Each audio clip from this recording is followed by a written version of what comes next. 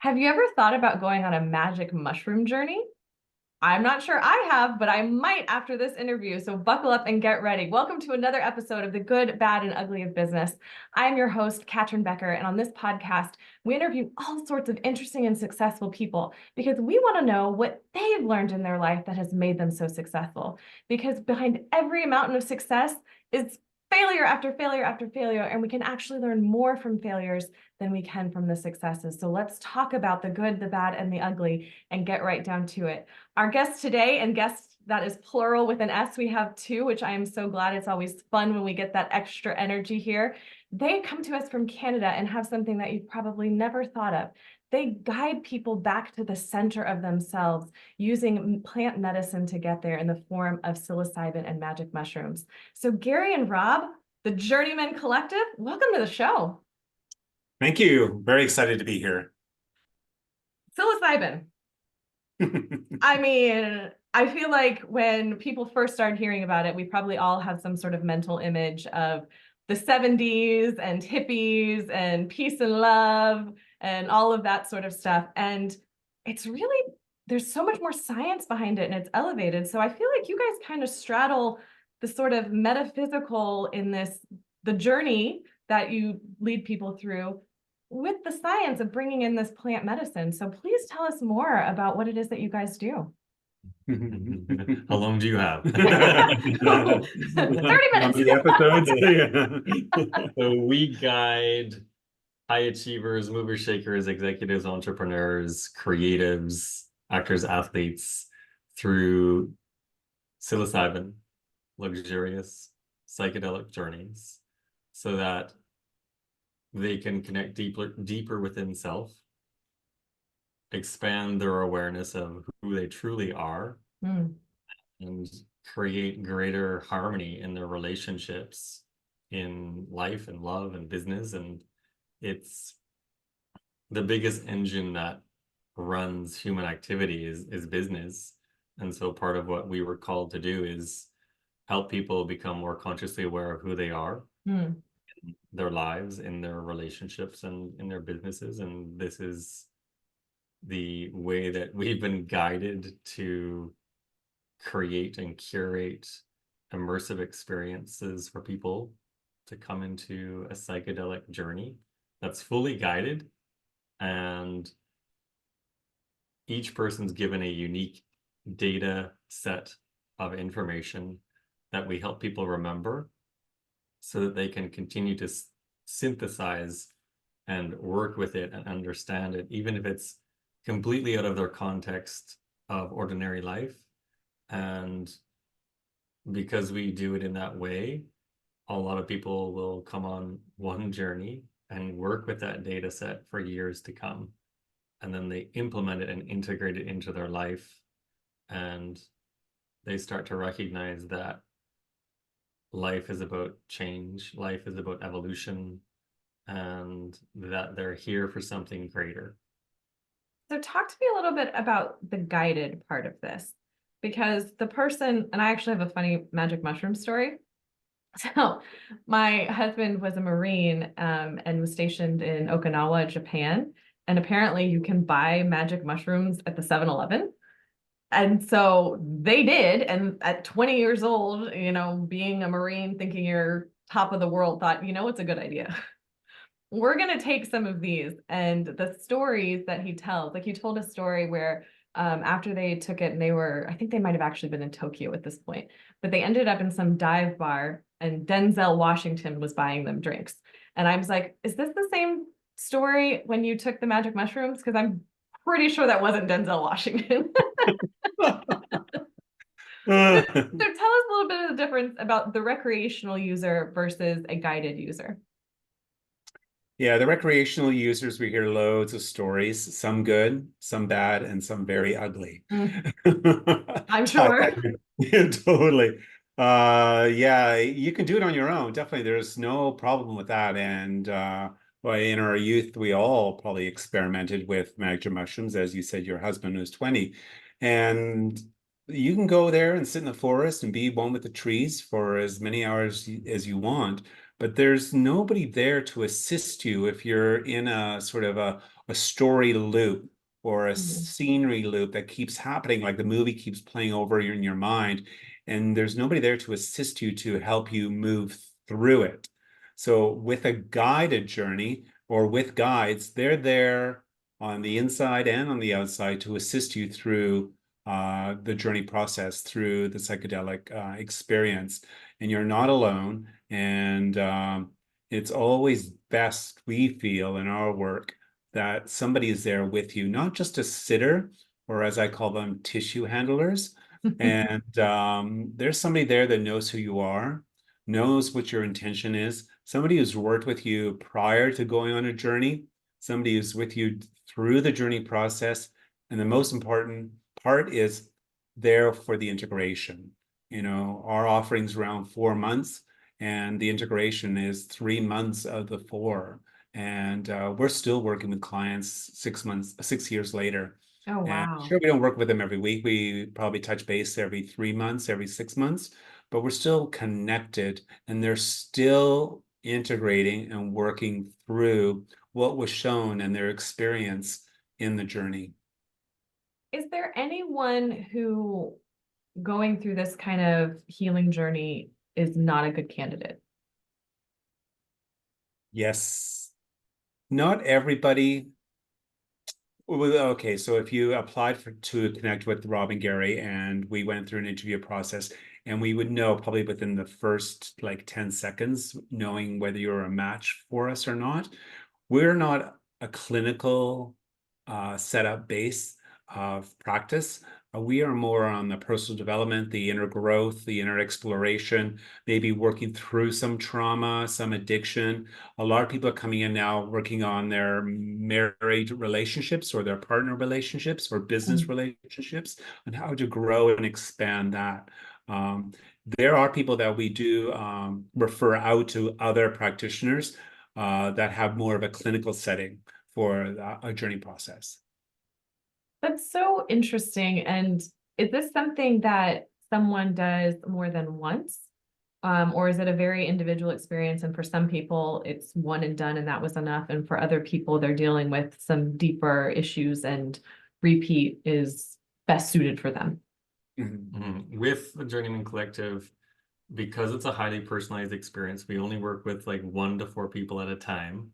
So because it's so highly personalized, and because of the extensive and intensive preparation, in-person care, and the extensive integration, most of our clients, they know that they're going to come back at some point in time. However, what we're seeing is maybe once a year. Most of our clients that we're working with, they know when it's time. They've reached that ceiling, because our journeys are purpose driven, and there's a purpose for why you're coming in, and we help people to create an expanded version of their reality. And with that expanded version of reality, there's like a slipstream of data and information that's moving through you and with you throughout the whole entire experience. And then once you've come through the actual journey and the ceremonies with us, then it's time to get to work. And most people leave us and say, wow, I've got a lot of work to do. I have a lot of work to do to actually implement and integrate all of these understandings and learnings. And so it takes time for that to happen. And humans are habitual creatures. So it takes us time to move through that recreation of the more expansive potentials that are shown to us, and we have to habituate those into our being. And it's all of our clients just know, like we'll get a ping, or they will get a ping, and it's like, it's time. It's been 3 years. It's time for another journey. Some people may only ever do one. And I can share with you that the journey that Gary and I have both been on, like we were on a guided journey last August. We finally found someone that we felt could hold that high standard of excellence and professionalism in a journey space. And that was last August. It's now like May of 2024. and we are still integrating and implementing what was shown. It's probably going to take us a lifetime, the rest of our lives, to integrate that which we were shown, and we're devoted and committed to that. So you have to be committed to growth and devoted to yourself and willing to move through some growing pains. And it's we love what we get to do with people. So I'd question those who go on a journey elsewhere and the facilitator says, I think you need to come back next month. I'd question that. We've heard weekend, like 9-day journeys with 4 different types of medicine. There is no time for integration. There's no time for self-reflection. Bam, bam, bam, and you're out in the world raw. And people get scared. Yeah, it was like he was like, I was like, give your head a shake, It's like, shake it awake, what is going on, and do your due diligence, do your investigation, because the Journeymen Collective may not be the company that you would want to work for, or the people you want to work with. It's like finding a good coach, a good guide, a good mentor. Are you working? Can you gel with these people? And is it people that we want to work with and that we feel that we can assist in their growth period? And most likely, the people that we work with help us grow also. It's definitely an exchange, isn't it? Oh, big time. Yeah. And a lot of tears exchanged. I love tears. Yeah, so do we. I mean, they're so healing. And for people that are like hesitant to cry or don't have that as part of their life, where they've been taught, oh, cry baby, or whatever the story is from their life, I always remind them, I was like, water created the Grand Canyon. Like, let those tears move whatever obstacles they are trying to move. It is powerful. That's right. That's usually a pretty good visual for people. So we were talking about purpose just a second ago. Do you feel like this is your purpose? Absolutely. Totally. Yes, you're laughing because you're like, duh, isn't it obvious?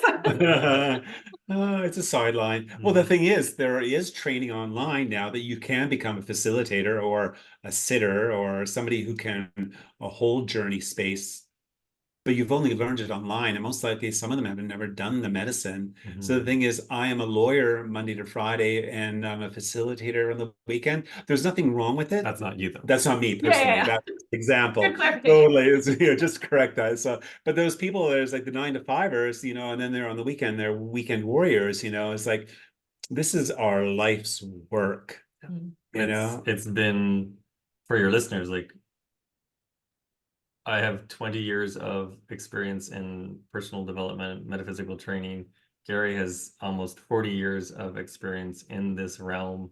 And so we blend many different threads of consciousness that we've moved through and learned through, so that when someone comes on a journey with us, you're working with the spiritual, mental, emotional, and the physical levels of your being. Or if spiritual doesn't work for you, we're working with the quantum and the mental, the emotional, and the physical. And those 4 most basic levels are needed 100% for a journey to be highly effective. And we see and hear murmurs in the field of people going on journeys every week or every month. And if, again, like Gary said, if that's what's happening, then you need to question, hey, is this truly effective?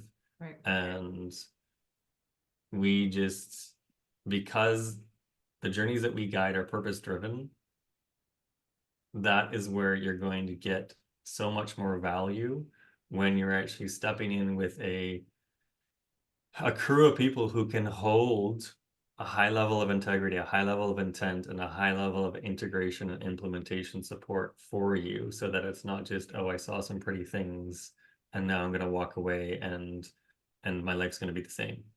So it's like, how does it change your life? It is the immersive experience that we provide for people is truly transformational, and you will be a different person by the time you finish working with us. And it is our purpose. Like, this is what we were created to do. And if there's another directive that comes in at a later time, so be it. However, right now, this is what, like, what, 6.5, 7 years ago, we were given the directive, this is your next step to start guiding people, bring all of the pieces of the puzzle of Rob and Gary together, your corporate, your service industry work, all of that together to create the Journeymen Collective. And we're like, what? What does that look like? Right? Because people love to get so caught up in the how, you know, Yeah. of, well, how do I do it? You just have to. We just stepped forward one step at a time. Let's do this. See how that works. Let's do this. See how this works. Oh, no, toss that out. Let's work forward, move forward. And then called on other, you know, friends or mentors to assist us on the growth process and how we can put it together. And we had a lot of great assistance in the process. We still do. We still do. Yeah. Receiving is one lesson that we've learned, to receive help from others. You can't always do it alone or together. No, we're not meant to, are we? No. So I do have questions about the legality of magic mushrooms and psilocybin. I don't know what the law says in the US and Canada and beyond. I'd love to know a little bit more about that, because it must have been scary setting up a business that has a lot of preconceived notions that come with it. A lot of baggage comes with this, which is ironic because you're releasing baggage in the process. That is correct. Totally. And so that's the thing too, like that's one thing that we had to overcome within ourselves, because I remember in high school when the local police department came in and had the big board of all the different types of substances, and there was heroin and crack and cocaine and LSD and then there were also these natural substances as well, natural elements that are provided by the earth, and we had to work through that because those are programs that were installed that, hey, you're going to lose your mind. And actually you find your mind, you find your own individuated mind. And in different parts of the US, there are different states where it's been decriminalized statewide. In Canada, there are different cities that are decriminalizing it as well. And for your listeners, it's a mushroom that grows in the forest. It was put there by something greater than all of us, creator, God, whatever you want to call it, the universe. It was put there to decompose that which is no longer necessary. Mushrooms, fungi, what do they do in the wilderness? They decompose the old matter, the old baggage that's no longer needed, and it spreads it out. It disperses that energy back into the ecosystem. So you parallel that with the human being. Most of our cultures have ripped out those initiatory moments in life where we go through initiations, such as when you're maybe 7 or 8 years old, or when you're first becoming a woman or first becoming a man, and you're like entering your teens and puberty is hitting or something. And we don't have those structures in our life anymore. And as a result, we grow up and then we have all this baggage. We don't know what to do with it. Our cultures aren't supporting it. And then as a function of that, there's mental, emotional, physical lack of health taking place within people. And so we're here to reintroduce something that can allow you to move through an initiation of sorts and to move through a mystical experience or a transcendental experience where you're essentially communing with nature. You're communing with something that has been provided to us to use in a reverential way and a respectful way.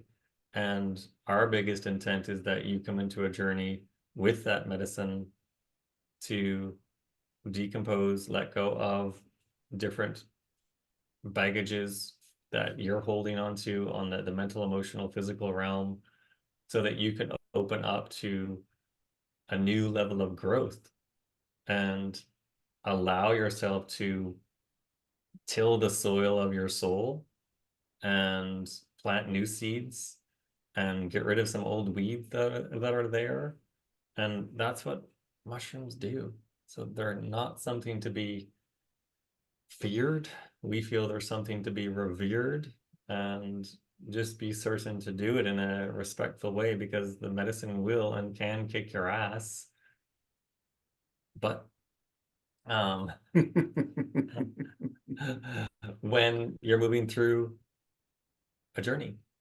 So so that's the best answer that we can give you regarding the legality Well, piece. and also if people are afraid of taking psychedelics or mushrooms, I'd go into a grocery store. I'd be afraid of what's on the shelf that you're putting in your shopping cart and taking home to eat, which is not natural. Majority of the stuff that's on the shelf. So exactly, and if you did come on a journey, the mushrooms would awaken your sensory awareness to, what am I putting in my system? And what is the healthiest way of living and being and representing myself? I saw a TikTok the other day of a woman going through Whole Foods and just picking up all these different things that Whole Foods itself made and saying, made with bioengineered products, made with bioengineered products. And it was just everywhere within the store. And it's one of those things that you think if you're going into Whole Foods and you're giving them your whole paycheck, that, you're getting a certain level of quality. I mean, most people just don't take the time to look at those kind of things. Yeah, they're relying on somebody else's knowledge to dictate on what they're going to have in their life. So, you mentioned at the beginning that you work with executives, CEOs, actors, celebrities, all of these different people coming together, and what you've seen in the journeys that you've guided and led in your own experience. Where do you think we lose our sense of self? Because it seems like that should be the most central core of our being, and yet so many of us are walking around completely disconnected to it. What is kind of your insight into that with the work that you do? We were talking about this before this episode, and I think one of the biggest things is that we're taught to fit in. You must belong. And we believe that you're meant to belong as a unique individual.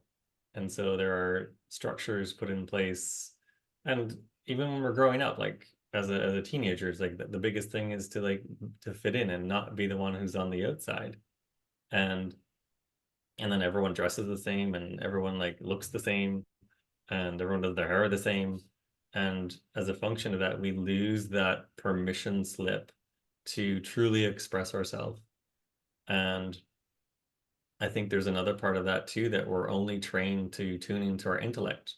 As a recovering scientist who has been educated through several degrees, I had to start touching into my intelligence. So intellect is more mind, intelligence is more heart, and tuning into that bigger magnetic field. And on a scientific level, we have cardiac dendrites. There's about 40,000 of them in our heart field that detect and distill information. And if we can start to be more connected, so we often say that people are like bodiless chickens. It's just the head that's clucking around life. And then we're seeing more and more people that are like, I'm just starting to feel what it's like to be human. I'm just starting to access this new piece of me, and I'm not sure how I wield this fire hose of consciousness, and I need some support. I need help. And I want to open up that connection to that intelligence more. And so that's where we come in, and most likely you as well, to help people connect more deeply into hey, what is that feeling? What is your body feeling right now? What is this intelligent piece of technology that I think most of us haven't even touched into 1% of our true potential. And there are superhuman, supernatural capabilities that we all have. And one of them is even empathy. We can feel what someone else is feeling and use that to sort of ask deeper questions of someone else. That starts to become a superpower, and we can only access that through our intelligence and blend it. So we're not just cutting the heads off people. You're blending your intelligence with your intellect. I think one of the biggest fallacies is using mind and brain interchangeably. You know, because then we just think of the mind only as in our head and not, you know, in our heart, in our gut. You know, there's so much more to it than we give it credit for. I could seriously sit here and ask you guys questions all day long. I find this endlessly fascinating. I thank you for letting me just be curious and ask these questions of you. But as we are wrapping up, the last question I have for you, and it's okay if you don't want to answer it, I'll edit this out and I can ask a different question, but it's around your kind of personal feelings on spirituality and religion. And, you know, I know one of the things in my own journey, you know, I was raised Catholic, and sort of, you know, I first had to separate religion and spirituality, find my own kind of relationship with God, with Creator. And now, you know, I've had people from different churches feel like they didn't understand what it is that I do and thought that it was somehow anything other than being of light and of love. And I feel so much more connected now to God than I ever did before as going through this. So I'm just curious about your experiences with it, if you're willing to share it. Well, I think I said this the other night around at the dinner table, is like probably in my 20s, early 30s, I would probably classify myself as an atheist. I did go to church when I was younger because I was forced to. I didn't know why I was going there, other than you need to sit there for an hour and listen to these people talk and then give them money. And that's all I can remember. It's like, so, and then I think when we got a little bit older, and I think in high school, we weren't forced to go there anymore. So but I think slowly in my 30s, I was getting more connected. I had a friend that was very into yoga, into spirituality, and she was dripping on me all the time. And once I moved back to Canada after England, I thought, there's something going on here. And I was introduced to a spiritual center called Unity. And because I had an awakening happening at a Christian church of all places, my friends took me in, and they talked about thorns, burdens, and crosses that we carry. And the minister said, imagine Christ coming behind you, lifting these off your shoulders. It happened. It happened. I cried and I cried. My friends are going like, what's going on? I said, well, the minister said that Christ is going to come behind me and lift this off my shoulders. And I said, somebody's hands did come behind me and lift the thorns and burdens off my shoulders.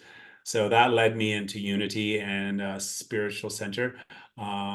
It's not a religion, it's more metaphysical teachings. But I understand I am closer to, we'll call source instead of God, but anybody can call them whatever you want, energy, the universe. So there's a great book out there, I think, Conversations with God. I said, those happen. We talk to source all the time, whether it's in meditation or not. We're still having a conversation with source. So yeah. So and I think there's a differentiation there with religion versus spirituality, where religion tends to potentially teach you that the only people who can really listen to God or have a conversation with God are the ministers or the priests or the people at the top of the church. And I too grew up Catholic.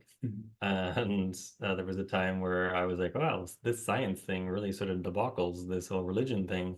And then I had an awakening, a spontaneous awakening, and I had to ask some deeper questions.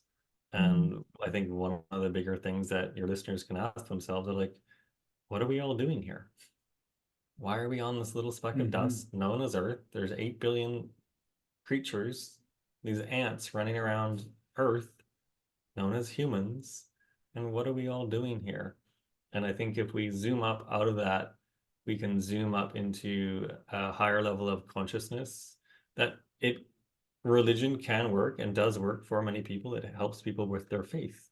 And that's the main thing. As long as it does that, if it empowers you and continues to do so in every waking moment, then continue on that path. However, if you need something greater, then there are other tools out there that can help you with that. So I think the biggest question is, does it fully empower you? And help you to be the best version of you. Correct. And help other people. Yeah. And bring it all together. in love and light. And some people are like, oh no, you're not a love and lighter, are you? I was like, well, actually, light is information, and I love to work with information, and love is creation. So I'm constantly using information, and I'm constantly co-creating things. So yes, I am. That is a beautiful way to put it, and such a beautiful moment to end on.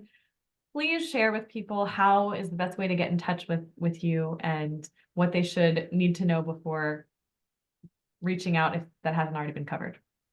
Definitely. We have a great website, www.thejourneymen collective.com. Highly suggest you go to the About Us page, or watch the 6-minute video that we posted about expectations during your journey, and do your research online, read loads about us. We have loads of podcasts, interviews just like this, and but not as good as this one. This one was the no, best. this is probably the best one. That probably is. Oh I yeah. couldn't help myself, sorry. And we're happy to hear from you. And there's a simple application form to apply to connect, and then we just go from there, and we'll be there on your journey with you if we feel it's a fit for you, and if it's a fit for us. It's a mutual beneficial agreement, I would say. Well, Rob, Gary, thank you both so much for sharing your gifts and your passion, your purpose with me, with the audience, with the world. I really appreciate the time that you've taken to answer these questions, and just for answering the call. So thank you both so much. Brilliant. Thank you for this time. To the listeners, I know you've enjoyed this episode just as much as I have had recording it. We had a lot of fun. We learned a lot of things. So please make sure to like this episode, subscribe if you haven't already, and share it with someone who might learn something from this and expand their thinking as well. Until next time, everyone, take care.